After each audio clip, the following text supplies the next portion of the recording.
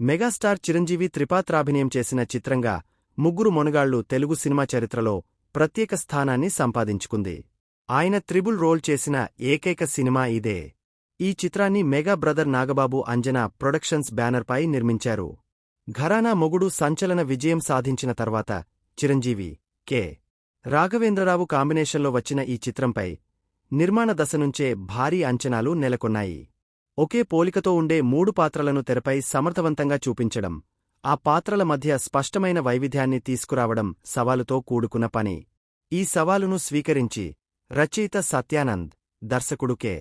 Raghavendra Rao, hero Chiranjeevi అద్భుతంగా కృషి చేసి ముగ్గురు మొనగాళ్లే అని మరోసారి నిరూపించుకున్నారు. సినిమాలోని మూడు పాత్రలకు చిరంజీవి ప్రాణం పోశారు. పృథ్వీ పాత్ర సినిమాలో ఆయువుపట్టు వంటిది. ఇది తీవ్రమైన స్వభావాన్ని కలిగి ఉంటుంది. ఇక దత్తాత్రేయ పాత్ర ప్రేక్షకులకు కొంత రిలీఫ్ను అందిస్తుంది. శాస్త్రీయ నృత్యంపై చిరంజీవికి ఉన్న ఆసక్తిని ఈ పాత్రలో మరింత ఇష్టపడి పోషించారు.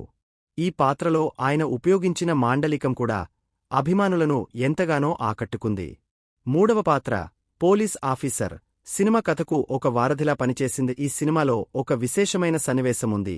అది మూడు పాత్రలు ఒక డైనింగ్ టేబుల్ వద్ద కలిసి హాస్యాన్ని సృష్టించడం.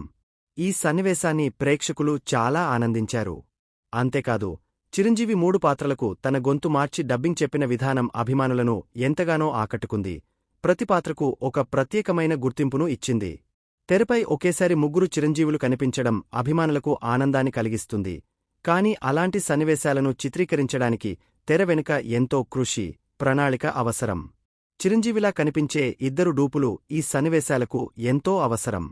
ఆ సమయంలో మెగాస్టార్ వద్ద పిఏగా పనిచేసిన సుబ్బారావు, అలాగే నటుడు ప్రసాద్ బాబు సినిమాలో చిరంజీవికి డూపులుగా నటించారు.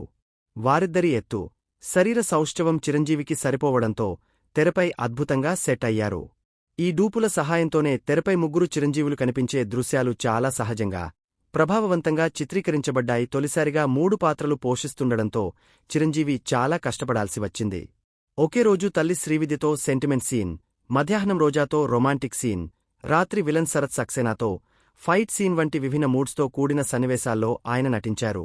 ముగ్గురు మొనగాళ్లు చిత్రానికి మొత్తం 100 పనిదినాలు పట్టగా ఇందులో 30 రోజులు క్లైమాక్స్ చిత్రీకరణకే కేటాయించారు.